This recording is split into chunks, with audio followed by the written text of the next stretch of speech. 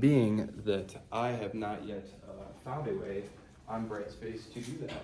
And so I literally just take all the answers and all the questions and put them all there on one document. That way, you're not having to flip through multiple quizzes. It'll just be all right there.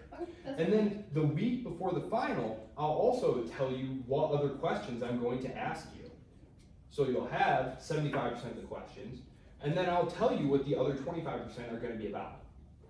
My aim is not to trick you. My aim is actually for you to be able to hold on to some part of this. I'm realistic about the fact that in 10 years, very few of you will be able to tell me that Germany is a federal state headed by a chancellor that uses, mixed member districts. I don't anticipate that. Yeah. What's the paper like? I noticed there's a paper on there, but I didn't really.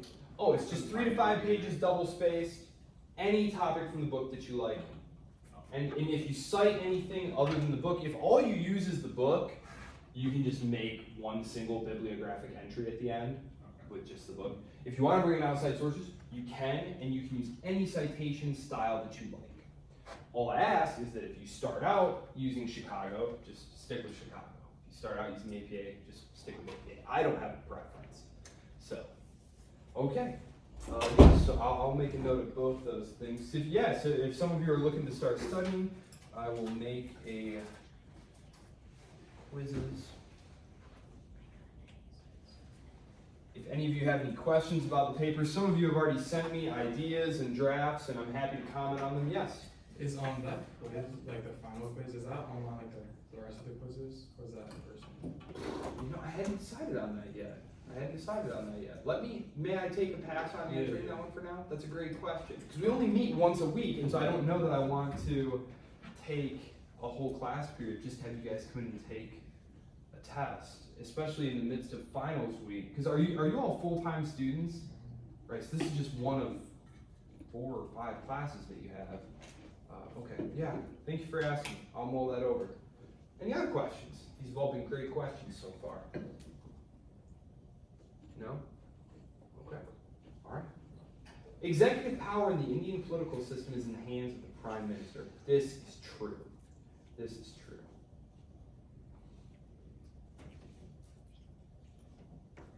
This imperial power colonized and controlled much of India from the mid-1700s to the end of the Second World War. This was Britain. India's legislative branch is best described as which of the following? That was answer A. Bicameral, with a lower house directly elected by a single member district and an upper house indirectly elected by a proportional representation. What a curious and interesting system. I really like it. Well, and of course it's very reminiscent of as I mentioned to you, this is basically how the American political system worked prior to the passage of, help me out, which amendment was it for the direct election senators? 16, 17, 18, somewhere in there. It was one of those progressive era amendments where they started having the direct election of senators. Prior to that, though, you voted single member, put your rep in the lower house, and then the people in your state legislature voted, and so it was indirect because you voted for them, and they put the senator in the upper house. India's the same way. So very curious. I find that very interesting. India's only official language at the national level is Hindi. This is true, but remember, 22 other languages are recognized as A-OK, according to the central government, for local government, for running local administration. And this is important, especially when you think about something like schooling or local government. You have a lot of different ethno-linguistic groups in India. It's you show up to a post office or whatever the case may be, a government building, a school, you can't read the signage or anything like that. That would be very difficult. So it's good that they allow that. The primary religious divide in India is between Hindus and Muslims. Of course, there are other groups. I had mentioned the Sikhs. There's also like some what are called Zoroastrians in India who had fled Persia, and they formed like kind of their own little clique there. I didn't even mention them. They're a very small group, but they're actually quite influential in like the business community. So, but there you have it, Hindus and Muslims.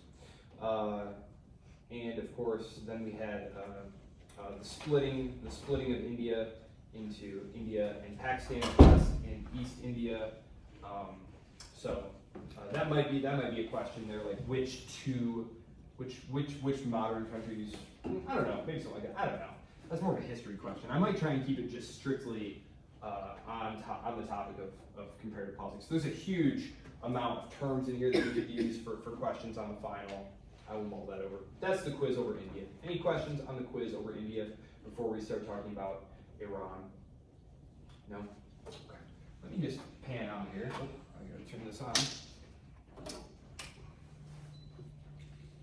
So,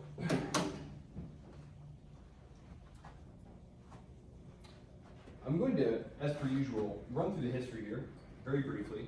And the reason that I'm going to try and be brief about the history here is this is the only country in West Asia, also known as the Middle East. I know it's West Asia. I'm just going to start calling it the Middle East because if I say the Middle East, you all know what I'm talking about, right? Okay, so even if it is not, scholastic, I'm just going to call it that. So in the Middle East, this is the only country that we're going to study. The only state, sorry, not country. The only state in the Middle East that we're going to study. And this area, for those of you who follow the news, this place is constantly on fire, right? There are several live conflicts going on. The United States is involved directly or indirectly in several of them. And again, my goal in this class is to give you kind of a broader understanding of the world and the way the world works and how other countries operate. And so I want you to have kind of an idea of how things fit together in the Middle East, because it's actually not terribly complicated on a surface level. Obviously, when you really start picking into the nuance of things, things are very complicated, as is almost always the case. But at least on a surface level, it's going to be actually not that difficult to give you a decent understanding of how Iran and its politics are tied into the rest of the region. I always talk about the geopolitics of the individual countries, talk about India and Japan and China and all those different things, how that happens. In India, or in the case of Iran, I am going to expand out a little bit, talk about some of their proxy forces that are aligned with them. I'm going to talk about, for example, the Houthis in Yemen. They've been on the news recently, right? Have you guys started watching the news? Because I mentioned the news enough. I know you guys are starting to plug in. I know you're getting very interested. So we'll talk about them. We'll talk about Hezbollah and Hamas and all those different groups and how those tie in with Iran's foreign policy and its understanding of its own geopolitical situation. All right. To start out with here, let's just look at this region on the map here. This is Iran. Okay, it's still not on. What's going on? Oh, input, wrong input maybe?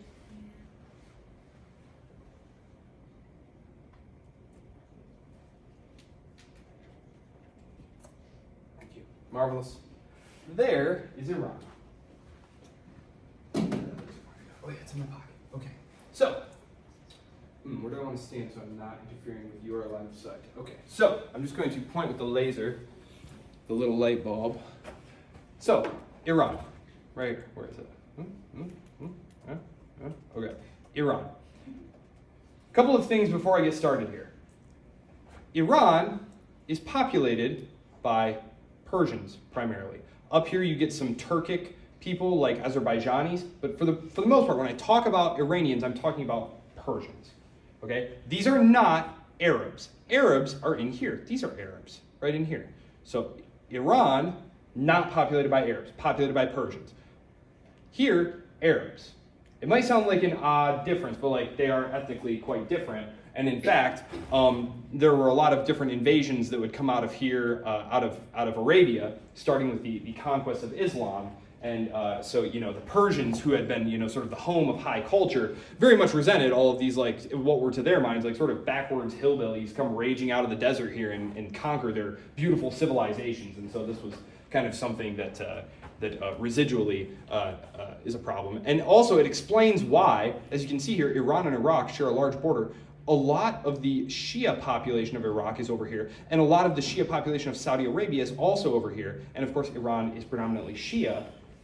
We have to understand, number one, there are different denominations of Shia. Number two, they are also ethnically different. So when I talk about the Iran-Iraq war and why Saddam Hussein was so worried that the Shias down here were going to defect over to Iran's side, you have to understand that there were conflicting loyalties there. It wasn't just a matter of co-religionists. There were ethnic differences involved as well. And so this is why a lot of scholars kind of look at the Middle East today as like kind of akin to the 30 Years' War in Europe, where, yes, on the surface it's just this religious war. But really, when you get down into it, there's a lot of different political calculations and power calculations that are going on, with religion just being one of several different forces that are in play. So, Iran, I'm going to start talking about sort of the expansion of Iran, going all the way back. I'm going to breeze through this stuff, though, but just to give you an idea and to try and tie it into some things you might know. If we go all the way back to, who's seen the movie like 300? This is probably the best way that I'm going to go. No, 300? Okay, like the Battle of Thermopylae. You guys know what I'm talking about? Where the 300 Spartans like hold the pass. Yeah, so okay, I see heads nodding now. This was the Achaemenid Persian Empire. The Persian Empire was the Achaemenid Persians. They had spread out of Persia, and they were at the far ends of their reach there, and that's who they were battling there. So it's the Achaemenid Persian Empire, 550 to 330 BC. Of course, Alexander the Great, who's coming out of Macedonia. Where's Macedonia? Where are you, Macedonia? Right here. Macedonia, he comes down and conquers all of this area. So Alexander the Great destroys that empire. He dies, the empire fragments, and the large, and this part right here, so it got divided up among his generals. That's how we wind up with Ptolemaic Egypt. Ptolemy, one of his generals, controlled this. A guy named Seleucus controls this area here. So when Alexander's empire fragments, all his generals just grab bits of it. So we get the Seleucid Empire, and that's 323 to 630. And it's to 63, but this was a highly Hellenized, foreign dynasty here. We've talked a lot about like the imposition of foreign dynasties, and so this is kind of like a fusion of Persian culture and Greek culture. They are thrown off by the Parthians. The Parthians, fans of Roman history, will know this one. The Parthians. The Parthians are the ones who kill Crassus. One of the triumvirs with Julius Caesar and Pompey. Well, he gets killed. This is where the idea of the Parthian shot comes from. Has anyone, any archers in here? Any warfare guys? Any from war? No? Okay, well, the classic technique of horse archers, right? You never chase the horse archers, right? Why? Because they're not actually retreating. They're actually going to turn around and start shooting you at full speed as they ride away. And it's called Parthian shot. Like if someone shoots, like that's where parting shot comes from. So like they're fleeing, but they're not actually fleeing. They can just shoot backwards. The Parthians, they're the ones who first do this. The Parthians, enemies of Rome for a long time. They're eventually defeated by the Sasanians, the Sassanids, and the Sassanids are going to be there until the Arab conquest. So we just went all the way from the ancient Greeks all the way up to the early medieval period when Islam, which I covered last week, so I'm not going to spend a lot of time talking about it this week, but remember, there was very sparse populations out here, right? Very, very sparse populations here. And Muhammad and his followers and then his descendants are going to be able to explode out of the peninsula here. And they come into contact, if you remember, with some very weakened foes. You had the Byzantines and the Sassanids who had been fighting each other, right? They had been battling each other over influence in this region. And then there had been all that plague that had hit as well. And so they just blast through there, destroy them. So they take over North Africa, and also wind up setting up shop in Persia. So this is an Arabic Muslim conquest of Persia, which again, prior to that had been a very advanced civilization. So you have to imagine these like kind of nomadic desert tribal people just kind of pouring out of the desert and taking over the most civilized and advanced regions of the world.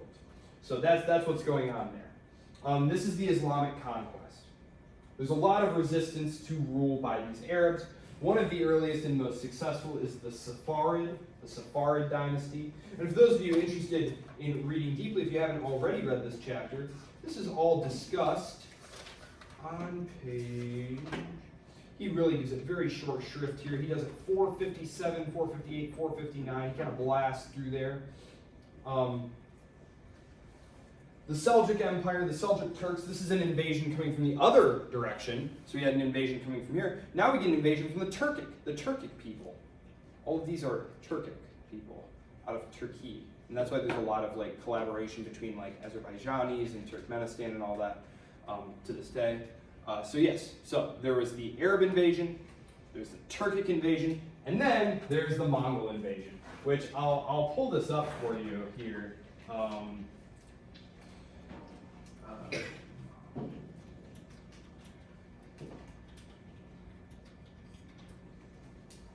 Right here, just an incredible area of conquest here. Can you guys see this? You see what I'm circling with my cursor? Okay, it's pretty incredible. As you might expect, it fragmented very, very quickly. Within 20 years, this is all going to break apart. Think about Alexander. Alexander makes this huge empire. He dies. All of his generals immediately seize their own territory and it breaks apart. That's exactly what happens here. Some of them are going to be up here, taking tribute from the Russians. We talked about that. Some of them are down here who are going to set up a dynasty in China. We talked about that. Some of them are going to set up shop here and become the Mughals, who we talked about in the context of India. And some of them here are going to set up shop in Persia. So very cool stuff. But that's the Mongol explosion that happens there.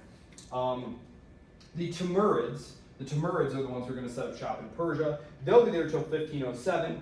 A Persian, that is Persian dynasty, is finally able to throw them off, because this is basically a Mongol-imposed, or a Mongol-descended empire, the Timurids.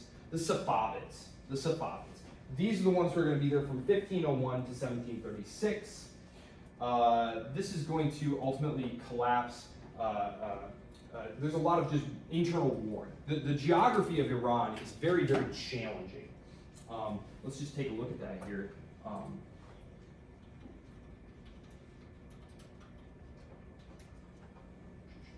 As you can see here, Iran, incredibly mountainous, right? Very, very hard to impose centralized authority for long periods of time. If you start getting, in our parlance, in Western European parlance, if you start getting lords and barons who are in outlying districts who start being resistant to your rule, if they start disobeying you, it's very hard to, do something about it, which is very frustrating, if you're a ruler. It's why Spain winds up falling behind. It's one of 100 reasons Spain winds up falling behind. It's why Italy is never united, is you have all these little warring cities who, you just can't really conquer them easily. So, that's Iran there. They are pretty much going to be very weak, very divided. And who's going to show up? Who always shows up? The British. The British always show up. So the British and the Russians, we're now in the 19th century, because that dynasty, the Safavids, they end in 1736. The Safavids. This is kind of considered to be the birth of modern Iran. So as I said, you had the Arab conquest, then you have the Turkic conquest, then you have the Mongol conquest, and this covers the period from pretty much 700 to 1500. So you have from 700 approximately to 1500, you have a series of foreign rulers. Foreign dynasties ruling over your Persian population there. And of course, as I said, there was always a fair amount of give and take, just like in the Chinese case. We have a very advanced civilization, and the nomadic horse archer warriors show up and set up shop. A lot of times they'll adopt large parts of the indigenous culture because it makes it easier to administer the area and to basically become what we talked about in our first lecture, which is a stationary bandit. Riding around all day looking for plunder, that's very difficult. If you can set up shop in a nice city and just be like, we'll just defend you from other guys like us. That's a great deal. Great deal for everyone. So that's what happens there. And these foreign rulers, as you can see, it lasts a very long time. So the Safavids are really the first solid Persian dynasty in quite some time. And that's why most historiographers point to this dynasty, the Safavid, as being sort of the birth of modern Iran. Because from there, you get the Qajar.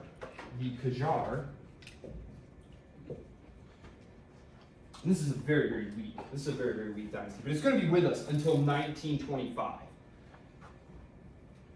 Until 1925, it's very, very weak. It's very, very decentralized. Their control is over the area of Iran is nominal at best. But it's one of those things where if you are not imposing onerous burdens on your far-flung principalities, your far-flung lords or governors, they're going to have very little reason to give you opposition. However, you also aren't going to be able to get them to do stuff for you. And that's a problem when large, powerful countries show up. And what's been happening here in this period of time here, from 1736 to 1925, is the Russians have been expanding down into Central Asia, right? All of this is part of the Russian Empire in that period. All of this. These do not become independent states until after the break of the Soviet Union, as you now know, in 1991. At the same time, the British are down here in India, which you'll remember from last week, this is all India. So as you can see, the Russians and the British are getting quite close to one another. And in the 19th century, they had what's called the Great Game. And it was a sort of cloak and dagger game between the Russians and the British for control over these regions.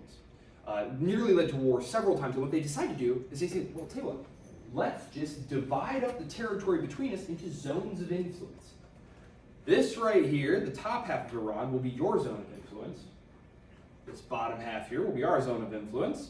And then in the middle, we'll just leave the local dynasty in charge. And that'll be like a buffer zone between our areas of influence. And we'll both just stay out of each other's areas. They had other interests. They had other concerns. If you remember, the Russians, at the same time, are trying to expand over here, and they're running into this pesky power called Japan, right? And the British are kind of starting to look at the continent and say, ooh, this unified Germany thing seems kind of not as desirable as we thought it would be. So they just have other priorities. That's a big thing with states, right? Is they have a lot of different conflicting priorities, and sometimes they have to economize, and that's what winds up happening. So Iran is going to be divided up between them, and this is important because the British are going to discover, right down here in their zone of influence, they're going to discover oil. They're going to discover oil in the early 20th century. Interesting side note, this is like the most British thing ever. Because in America, in the United States, a lot of the oil fields were very shallow. And so in places like Texas, you'd just be like digging a fence post or something and like, oh my gosh, like Beverly Hillbillies style. I know that reference really dates me, but no, that's not the case in many places. You actually have to dig quite a ways for it. And the British happened to come across this like black tarry stuff that you could light on fire, and of course they're like, hey, isn't this that stuff that they're oiling and that? So they got together a bunch of like Oxford historians, and they were like, hey, go through the histories and see if you can find any place where people mention finding this black goo you could light on fire. And so they go through the history books, and then they go out with their maps and stuff, and they're trying to like compare like what ancient places looked like. I think they were talking about right over here, and that's how they wind up discovering oil. Is using these like historians to like just kind of go through the books and figure it out. Now, of course, we can like X-ray the ground, so what a difference 100 years makes, I guess is what I'm saying. So, that's where we are. 1925, a new dynasty is created. A new dynasty is created. And this is the dynasty that's going to be very familiar to those of you who've read ahead in this story. Because what's going to happen here, is, yes, okay. Reza Khan, he's going to create the Pahlavi dynasty. This was a guy who was basically a cavalry officer who decided to give himself a promotion. He and a bunch of his guys decided, kind of like the Roman legionaries, their successful leader would win a battle, and they'd be like, doesn't that make you emperor? And he'd be like, yeah, sure. Well, that's exactly what happens here. He seizes power in 1925, and he creates his own dynasty. So from 1925 to 1979, so from 1925 to 1979, we have the Pahlavis. The Pahlavis. Roskin in your book compares the Pahlavis to people like, I know we didn't do this case study, but are any of you familiar with like Kemal Ataturk, the guy who seizes power in Turkey at about this time? Well, there are a lot of similarities. He was a military officer who basically thought that the country was just being led astray, that the state was kind of falling apart, needed strong leadership, and that it needed to be modernized. That it was going to be prey to the Western industrialized powers unless it, Turkey in the case of Ataturk, and Iran in the case of Reza Pahlavi, that if it didn't modernize, that if it didn't industrialize, that if it didn't adopt the ways of the West, that it was simply going to be a victim of the West.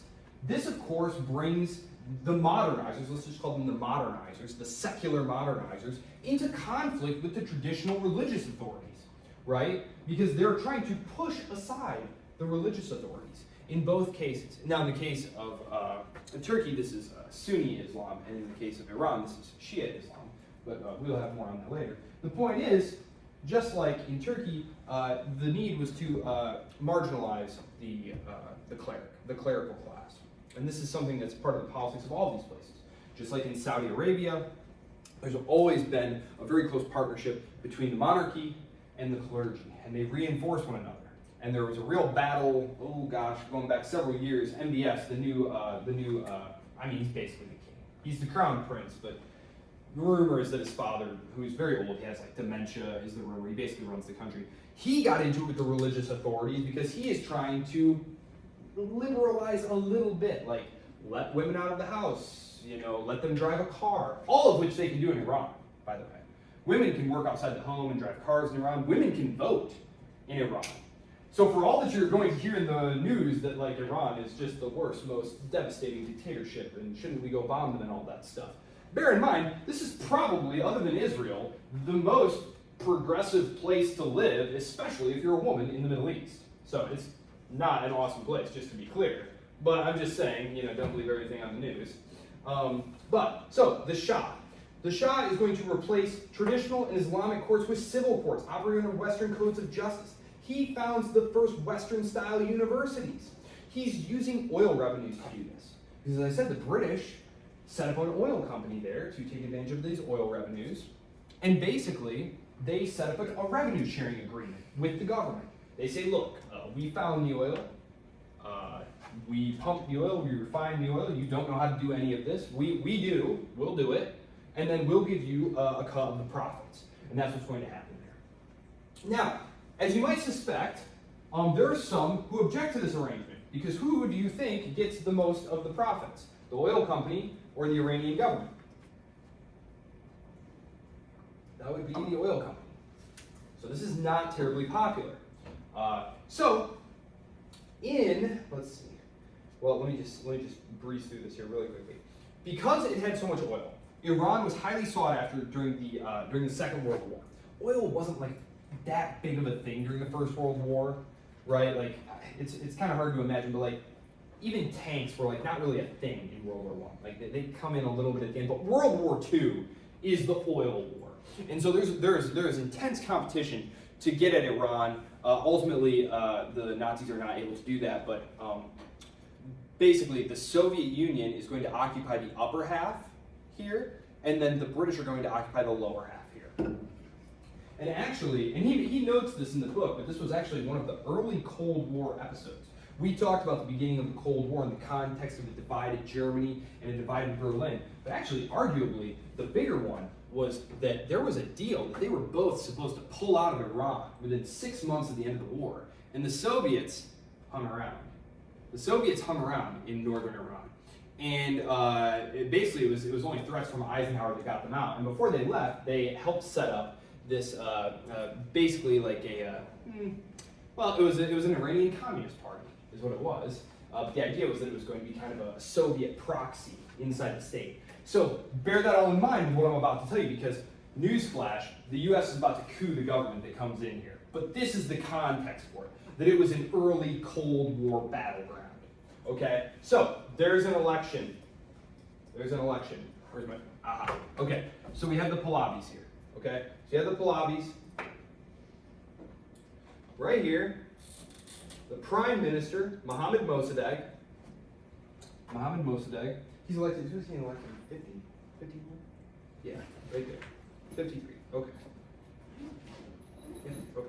So, 51 to 53 is what we're talking about here. There's great unrest in the country. Mohammad Mossadegh is going to come to power with the help of the Tudeh party, and these were the Iranian communists.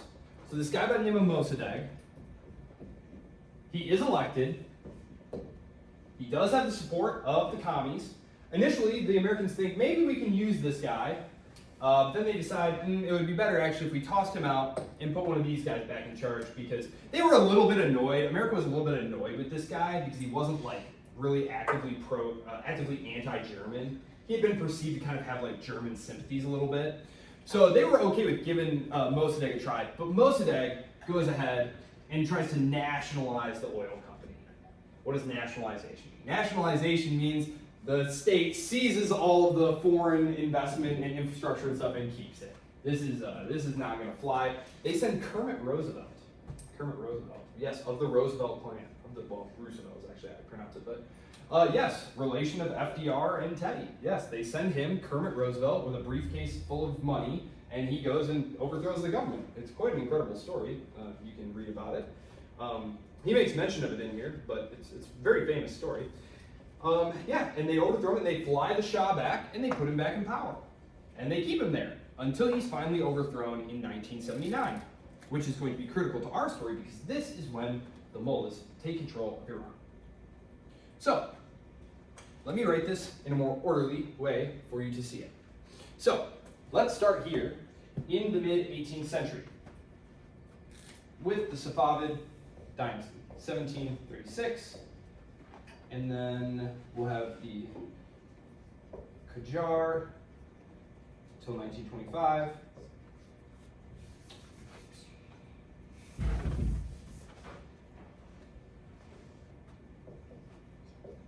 (1925 to 1979), we have the Pahlavis in charge, except for this brief interregnum here, where there is basically a socialist.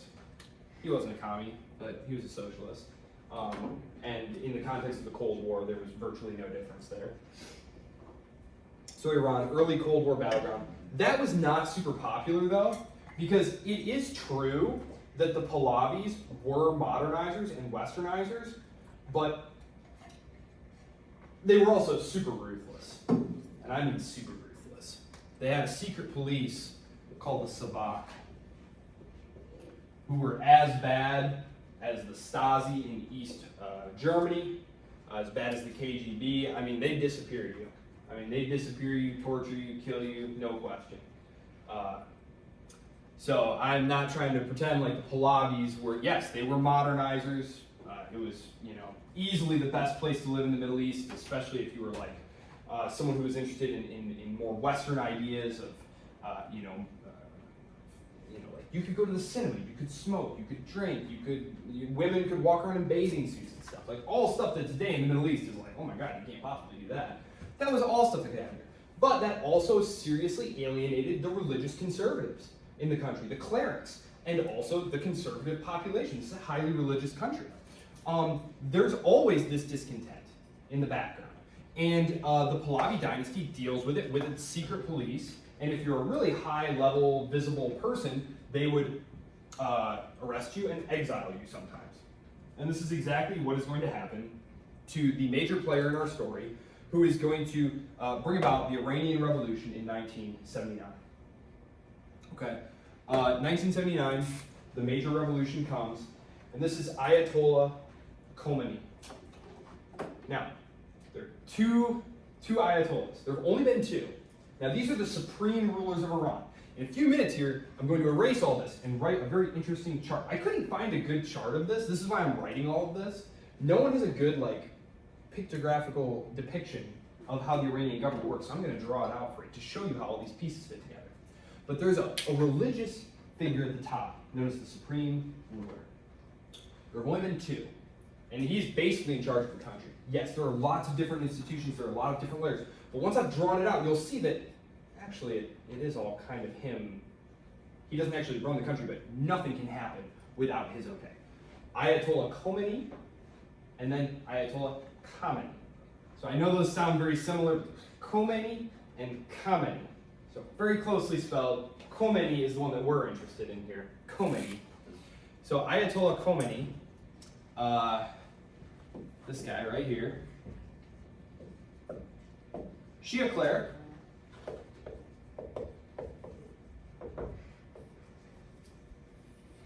and he is going to lead the 1979 revolution.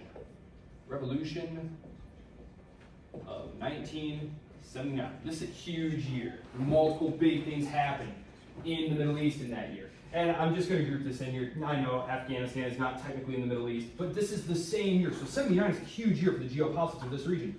Because what happens in 1979? Who's seen Rambo 3?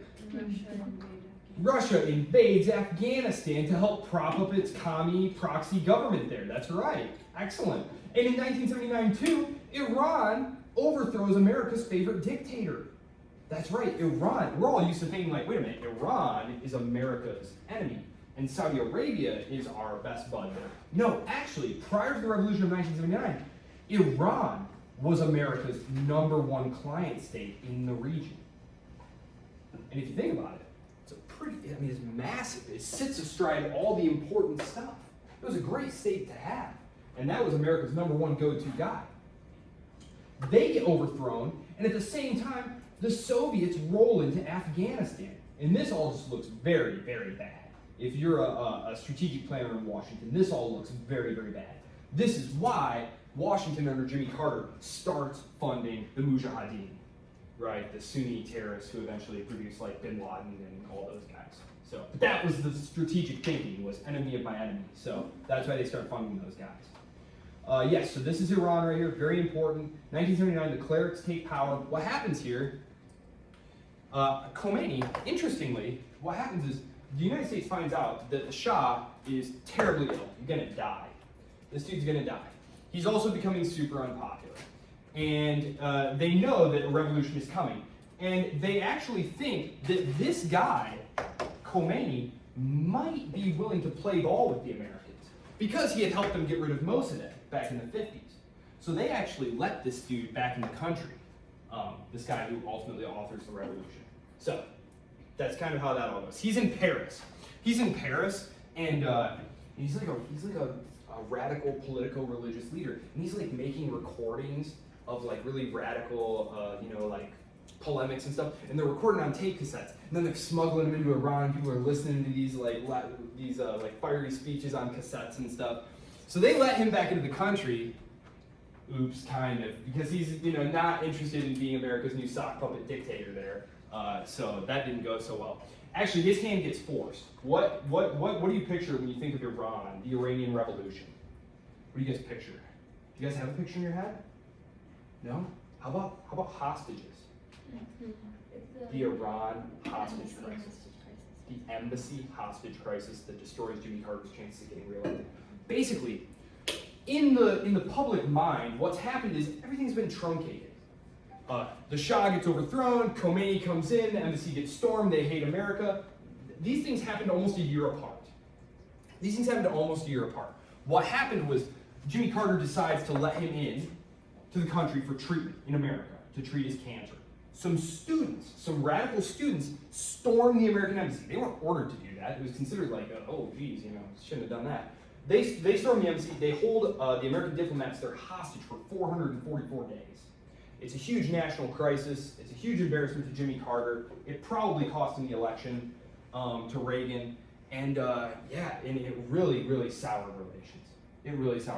Because the State Department, I think, would always hate Iran because of that. Because these were your friends and colleagues and family members sometimes. Like, it's actually a very close-knit community, the diplomatic community. So, and that's a huge breach of protocol. Like, you are not supposed to violate the embassy. Like, it's extraterritorial rights. It's not really your territory anymore. It's why, if you're seeing a movie, like someone's on the run from the authorities, they try and make it to their embassy, right? Because that's technically like your soil. You're not in that country anymore. So to violate someone's embassy is huge. And then they go through all the trash, they piece together documents, and it's just this huge embarrassment. Washington is not amused. But that is the Iranian Revolution. Let me just really quickly erase this stuff here so I can write some stuff up here. because they set up a government. They set up a government, and they have to do this very on the fly. Because this is a radical religious revolution on the part of the Shia. Now, are the Shias the majority sect of Islam or the minority? Minority, very good, minority. However, you can see that Iran, which is the home of the Shia, is sitting astride some very critical resources, some very critical waterways, and also shares a border with some neighbors. And as I showed you at the start here, and which I'm just going to remind you now, because otherwise some of this might not make sense, the Shia populations, which you might expect, right, because it's contiguous land area, the Shia populations in Saudi Arabia and Iraq are right here. Right here. So they're both freaking out. Because who's ruling Iraq? Secular dictator Saddam Hussein, who he doesn't want any part of a radical Shia revolution. That sounds horrible. And who's ruling here? The Sunni monarchy of the Saud family. They don't want any part of this either. So they want to shove this right back in the box. So, in order to forestall any potential disruptions here, which were only imagined at this point, Saddam Hussein, the secular dictator of Iraq, attempts to invade Iran. And this is the start of the Iran-Iraq war. So you have revolution and war going together. This is not a recipe for an open society, right? As we saw in the case of the French Revolution, this very quickly leads to more of a highly centralized, very dictatorial state. You don't have time for freedom when your very existence, the existence of your regime is on the line. And this is exactly what happens. And the Iran-Iraq war is horrible. It lasts almost a decade. Ironically, remember what I told you, Iran was America's #1 client state. So when the revolution happens, they've got all American military equipment. And they're going to war with Iraq, who had been one of the Soviet clients, kind of, sort of. The Baathists were socialists, and they got their arms from the Soviet Union. So all of a sudden, they kind of switch sides. And America now starts supporting Saddam Hussein and his Soviet arms versus Iran with its American arms, and it's just kind of hilarious reversal there. So, yes, the Americans do. They start supplying intelligence and resources and things to Saddam Hussein's Iraq in the 1980s to help him try and defeat the awful revolution that's happening in America's former favorite client state. So, that's what's going on there. And this is why all of the countries support it. They don't want radical Shia revolutionaries stirring up the population here, because not only, this is actually right here, you see these areas right here that I'm circling, where all the Shias are? That's actually where a lot of the oil is in Saudi Arabia and in Iraq. So, you know, if you're the ruler of those countries and that's where all your wealth comes from getting the oil, and now there's a kind of unreliable population group sitting on top of that oil, you know, not swell. Don't love that. So that's what's going on there. So Iran is able to hold them off. It's a horrible war. It's like World War I style trench war. Saddam Hussein uses like mustard gas on the Iranians. It's super bad. Not awesome at all. The U.S., though, is still willing to do things with Iran. It's very interesting. Today we have this very like either or. We hate this country or we love this country. But how many of you are familiar with like Iran-Contra, the Iran-Contra scandal? Anyone ever heard of it? Well, there was a commie revolution down here in Nicaragua. The Sandinistas were taking over, and they were being fought by the Contras. Now, the Reagan administration wanted to fund them, but Congress said, we've heard they're committing all sorts of human rights abuses and, you know, smuggling drugs and stuff. We're not going to let you do that. So the Reagan administration said, okay, no worries, never mind, just kidding. Forget we said anything. They go to Iran, and using Israel, start selling Iran missiles to fight Saddam Hussein. I know, I just told you we were supporting Saddam Hussein, but we were also supporting Iran to help fight Saddam Hussein, who we didn't really like anyway, to give that money from the arms sales to the Contras. And so that's just a funny one. Go look it up, Iran-Contra, very funny scandal there. Reagan said he didn't know anything about it. A guy named Oliver North, who later went on to be a personality on Fox News, took the fall for it. Former General Oliver North. So just to show you there, like, yes, Iran was, you know, persona non grata, but it didn't mean that Washington wasn't willing to use them to, you know, do other things that it wanted to do. It's just kind of an interesting point there. You know, even though this was the most radical, like Ayatollah Khomeini, who dies in '89, by the way, He's 1979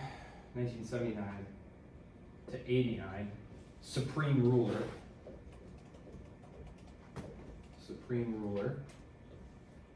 which that is actually like the title, so like not king, not president, supreme ruler.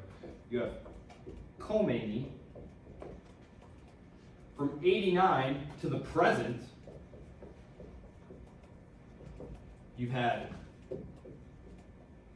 Khamenei. And this was actually the dude who was like death to America and stuff. And we were still willing to sell this dude some missiles. So, you know, this guy's a lot more moderate, relatively speaking. So, that is the history. The Iranian Revolution, 1979, that brought us the Islamic Republic. That is what it is called. It's the Islamic Republic of Iran. It is a theocracy. Yes, sir? Are those two related at all? No. No? No. Okay. Not really. No. Great question. Yeah. Also, happy Feast of St. Joseph's Day to all my fellows out there. All right. So, those are the guys right there. I'm just going to say one or two quick things here before I move on to setting up the government. So the Iran-Iraq war ends inconclusively. Okay? Neither side is able to defeat the other side. Iraq is horribly in debt, however, had to borrow a lot of money to fight this war. Now, the other countries that gave it the money to fight Iran were Saudi Arabia and Kuwait, which if you look at the map, oh yeah, that makes a lot of sense. They're oil-rich countries sitting on unreliable populations who didn't want Iranian influence there. They have a lot of money. Okay, they gave Iraq the money to fight Iran, but these were loans. Okay, these were loans. They wanted the money back, right? Saddam Hussein is broke. Saddam Hussein says, I don't have the money. And so this is one of the reasons that he winds up invading Kuwait, which leads to Desert Storm. Right? Desert Storm, the first Iraq war. Okay, so basically he accuses the Kuwaitis of over pumping their quota and stuff. Basically there's a cartel, an oil cartel called OPEC, the Organization of Petroleum Exporting Countries. They basically work together, all these countries in the region. And now there's Russia and Venezuela. I think Venezuela is part of it too. But originally it was just these countries right here. They get together and they collude to keep the price high by keeping production at a certain level. So they get together at annual meetings and they say, okay, you get to pump this many barrels. You get to pump this many barrels. You get to pump this many barrels. And the idea is we'll keep our production low to keep the price high. Well, probably Kuwait was cheating. But anyway, Saddam Hussein was like, I'm going to go ahead and invade them and solve my money problems and all that right away. And he thinks he gets George H.W. Bush's permission to do this, but it's not clear. It's really not clear what happened there. Maybe he did, maybe he didn't. Maybe H.W. Bush changed his mind. Anyway, Saddam Hussein rolls in there and invades. And the Saudis freak out, like this is not cool. The United States goes and smashes him in Iraq War I, and this is a problem because the whole region was predicated at this point on Iran and Iraq balancing each other. No one was super comfortable with either of these two powers. None of these guys liked either of these two regimes or rulers, but they could balance each other. After this defeat of Iraq and the destruction of the Iraqi army by the Americans, Iraq was no longer strong enough to check Iran. And it's when the United States starts keeping permanent bases in the Middle East to try and check both of them. So that is where that all originated. That's why the United States has been in the Middle East for all of your lifetimes, and basically all of my lifetime as well, is to try and contain these two powers. And of course, they smashed up Iraq very terribly in 2003 and gave it democracy. But the problem there was that the majority were Shia. The majority there were Shia. And so when they gave them the vote, they voted to make a government that was all Shias. Now, just because Iran and Iraq are both controlled by Shias does not mean that they necessarily act together all the time. They don't. They are conflicting states with different interests, but they are much closer than they were. There's very, very little risk of war between the two of them now. However, and this is going to tie directly into what is going on in Syria and Lebanon, which is all going to tie into Yemen and Iran's geopolitics, which is why I'm telling you this bit of the history now. When the Shia take power, they start killing, ethnically cleansing the Sunnis. Because the Sunnis had been dominating and lording it over them throughout the Ba'athist Saddam Hussein regime. So the Shia start killing. Well, what do you suppose the Sunnis do? The Sunnis arm up in paramilitary groups to start fighting back, and this is happening in western Iraq. And what happens is they create several groups who eventually form a group called ISIS, and this is where ISIS came from. Because when the United States rolled in and disbanded Saddam Hussein's army full of Sunnis, they didn't take their guns or anything. They were just like, all right, you're all fired. Go on, go back home. So you had a ready-made military force of Sunnis ready to go. That's where ISIS came from. ISIS, of course, takes over western Iraq. They also take over large parts of Syria. They also take over large parts of Syria here. Now, who's been following the news recently? Over the last several months, Syria. Syria is Iran's closest geopolitical partner in the region. Okay? It was being ruled by a guy named Bashar al-Assad.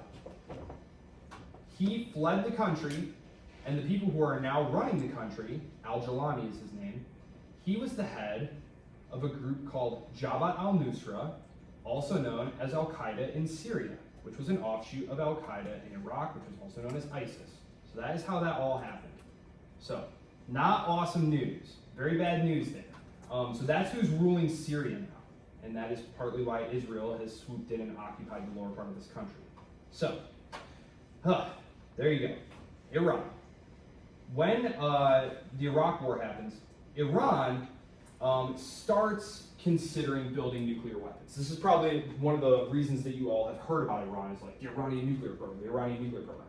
Well, if you are on America's I don't like you very much list, one of the best ways to make sure that you don't get invaded next is to have the possibility of a nuclear deterrent, right?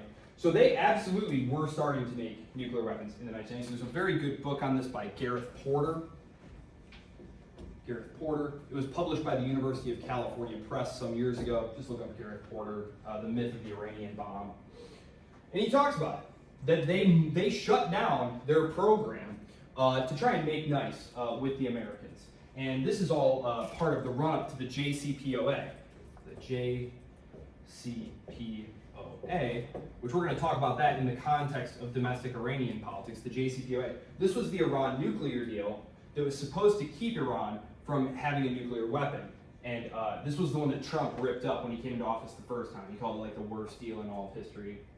That was the one. So the Biden administration probably should have got back in that, but they didn't. Mostly for domestic political reasons. You know, you'd get called weak, and you can't be called weak. You can be called anything but weak in American politics. So you can be called dumb but not weak. So they decided not to. So Iran. That's Iran right here. Its allies in the region, in Syria, not anymore though, not in Syria anymore.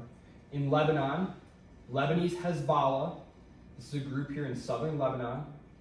And then there is another affiliate, it's not even like an affiliated group, they're a completely different type of Shia, but they do have a relationship with the Houthis down here in Yemen. So I'll talk about them separately. So that's sort of the geopolitics of the last like 20, 30 years right there. The US invades Iraq, Iraq goes Shia, but the Shias are, Arab, not Persian, so they're not like little sock puppets for the Iranians. But they do start, cracking down on the Sunnis. This leads to the creation of the paramilitary groups that the terrorists use, and that's how we wind up with the situation that we have today. So Iran is now really alone. Like Syria going to the other side has basically been a huge loss for Iran, and Syria had been under a regime of sanctions. Basically, that's one of Washington's favorite tools is sanctions, trade sanctions, to cut you off from the rest of the world. Iran is now being put back under this regime of sanctions. It's what Washington calls the maximum pressure campaign. And it's to try and basically force Iran to the table. And ideally, to get the people to overthrow the government, to basically do to Iran what they've done to Syria. So we'll see what happens there. I mean, I think, there's obviously all sorts of ethnic groups here that would maybe break away. There's lots of Turks up here and Azerbaijanis up here, but I'll talk a little bit more about that as we go along. What I'm first going to do is kind of introduce you to the governing structure of the country, and I will talk more here about the geopolitics of the region after I do that. I'm just going to kind of set this up for you here. A couple of notes here about Iran. I said that it is an Islamic republic, so as you might suspect, there is voting. Indeed, there is voting. 18, voting age.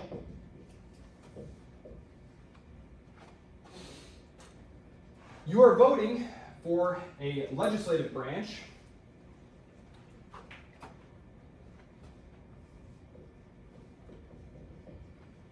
The Mejlis, 290 members, serving 4-year terms.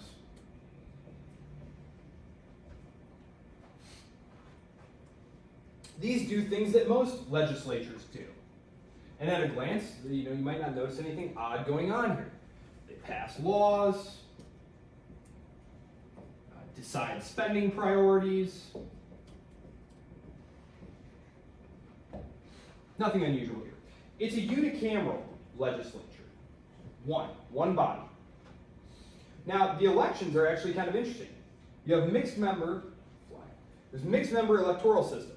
Single member districts, okay, in the less populated areas.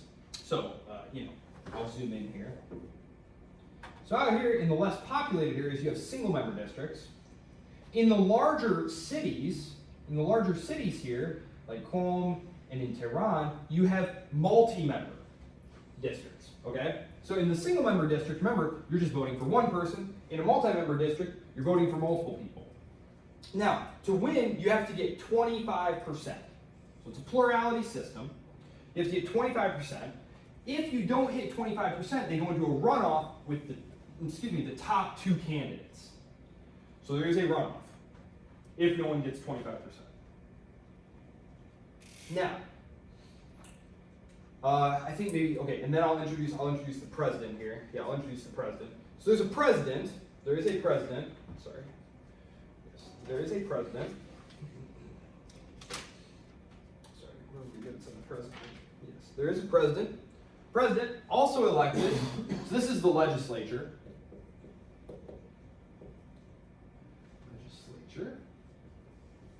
And it's unicameral, meaning there's just the one house. For the executive, you have the president.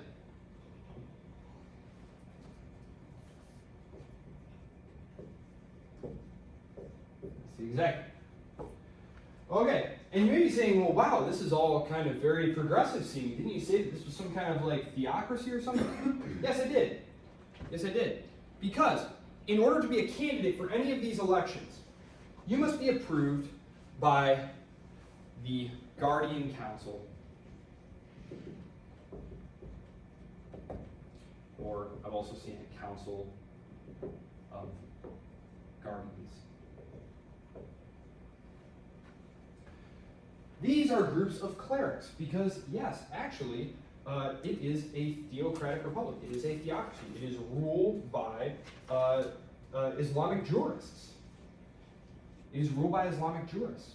And so what you have here is at the very top of all this, so you have sort of, I'm going to draw it out. I will rewrite this if you'd like me to, but I'm going to draw out this kind of chart to show you these institutions that are going on here. Because I think this is not like anything that we have seen. If you really want to see this, you could always go back and freeze the video right there.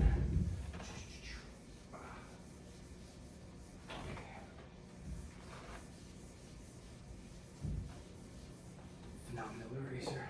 Okay, I drew this out for myself. Okay, at the very top, we have Supreme Leader. And I will explain how you get to be Supreme Leader, if you're not. Supreme Leader. The Supreme Leader is a cleric, a Shia cleric, I'll write it up here, Shia cleric called the Ayatollah. That's this guy, and there have been two. There have only been two. So the first one was the leader of the revolution, Khomeini, and then the second one was Khamenei, and I will explain how we got the second one and how we would get a third one. Yes? Haven't there been a lot of ayatollahs though? Or are you Yeah, talking about oh, yeah. just two as the Oh, supreme yes, leader? yes, you have to be an Ayatollah. Okay. You have to have the highest religious rank to be the supreme leader. But yes, that's just a level in the Shia religious hierarchy. And I'm actually going to explain. I actually went and because it's important to understand because this is really the guy.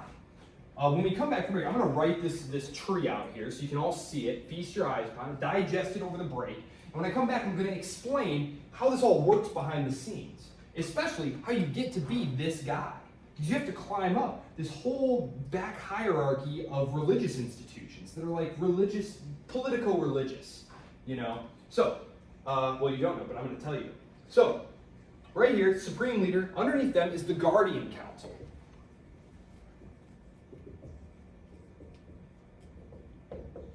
And remember, these are the people who vet candidates for election. What are they vetting you for? They're vetting you for orthodoxy. Do you uphold the values of the Islamic Republic, yay or nay? If it's a yay, you're in. If it's a nay, you're out. And it's that straightforward. It's that simple. So it's not that no one in Iran, which is a highly educated population with a long experience of Western influence there, it's not like they've never heard of liberalism. None of them would like a free press or something like that. It's just that none of them can be in government because you're literally disqualified from being in government. And if you're not careful, you can get beat up or arrested if you're too loud about it. But as long as you keep it to yourself, keep it quiet, and don't cause trouble, it's not even trouble for you. And then underneath them, we have this is the legislature. Remember, I'll just write legislature next to it so you can remember it. Get used to it. Legislative. And I'm told, I literally don't speak a word of Farsi, that is the Persian language. I'm told that it's Majlis, so I'll take their word for it. So, the Guardian Council, President, over here, President. Underneath the President, you have the ministers.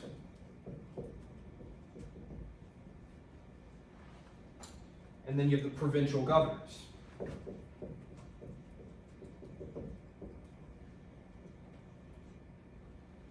Iran is a unitary state, not a federal state. It's a unitary state of 31 provinces. The provincial governors are all appointed by the president. So, the supreme leader chooses half of the Guardian Council. So there's 12 members of this council, 12 members. Remember, the Guardian Council are the ones deciding, hey, are you allowed to run for Congress? Are you allowed to run for the presidency? The supreme leader appoints half of them. The legislature, which again has been vetted by the Guardian Council, then gets to choose the other half. So 6 of these guys are appointed, 6 appointed by supreme leader, 6 appointed by the legislature, which they have approved. So can you see how this is all kind of recursive? How all of these things are building into each other, and all of them are under the control of this guy right here. Because he effectively has a veto on anything the Guardian Council does. But the Guardian Council has a veto on who can be in the legislature or who can be in the presidency, and only the president can appoint the regional governors. The provincial governors. I shouldn't call them regional. Provincial governors. Does that all make sense? So can you see how it's all really this guy right here?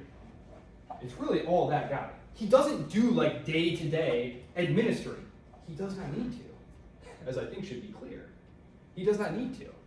Everything in the system has already been vetted to make sure that it has the appropriate ideological lens to it.